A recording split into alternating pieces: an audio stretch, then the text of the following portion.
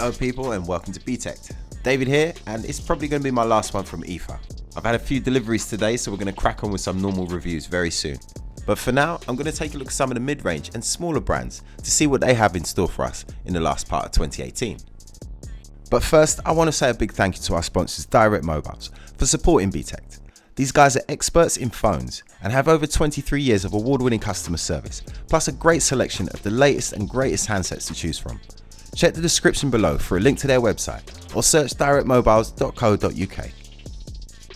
So the BlackBerry Key 2 LE was launched at IFA this year, a more affordable version of the 2018 flagship, the Key 2.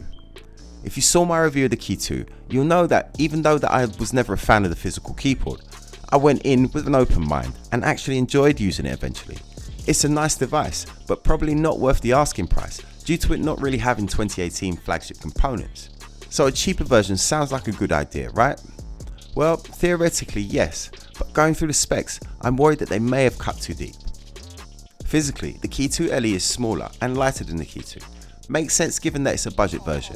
The body has a plastic construction instead of the aircraft grade aluminium that featured in the Key 2, but it still has a nice feel. I like it in the hand, but I did find it a little bit less comfortable for typing with my big hands, but I don't think that will be a problem for most people.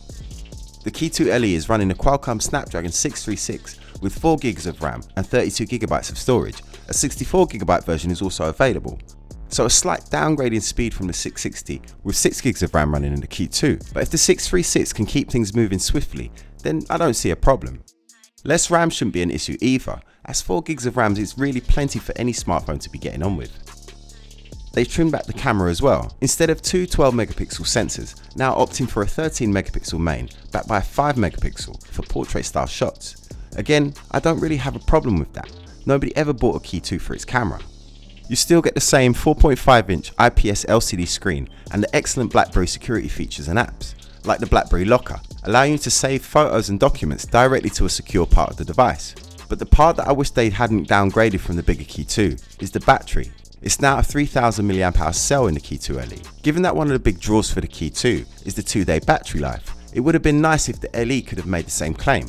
Having said that, with the slower hardware, it will be interesting to see what kind of battery performance this phone is offering. I might not be as critical of this phone if it wasn't priced in the bracket that it's in. The Key 2 LE costs £349.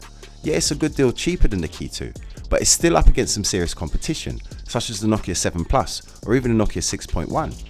For £50 less, you can get hold of a Nokia 6.1 with very similar specs, 5.5-inch IPS LCD screen, Qualcomm Snapdragon 630, 4GB of RAM, 16MP camera and a 3000 mAh battery. Or you could go for the new HTC U12 Life. Now I'm a fan of HTC phones, so out of these I'd probably go for this one.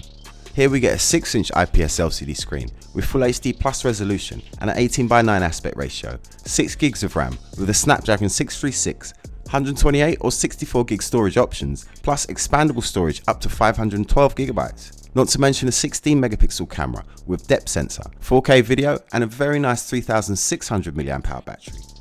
I like the look of the HTC. The bezels are not a problem for me, and I like the laser etched texture cut into the shiny back.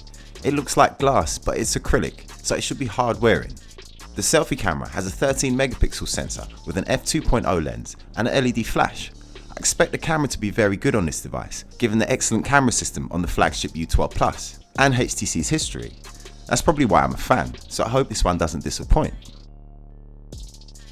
If you're a fan of the physical keyboard, then I can see why you'd be interested in spending the extra. The Key 2 LE doesn't have that touch sensitive keypad, but if you're most comfortable with the QWERTY keyboard, then this is the cheapest way to get one. But for me, that weaker battery could be a deal breaker, but we'll have to see how it stands up in a review. I'll be looking to get both of these phones in the studio for full reviews very soon. And let me know in the comments below, are you a fan of the physical keyboard? And would you pay over the odds to get one? But then I guess there is the security features to think about as well. Personally, I'd rather have a big screen and a good camera. Okay, that's it from me for today. If you like this video, hit the like button and subscribe, hit the notification bell to get more videos on the latest phones. I'm David Wildman and this was BTech.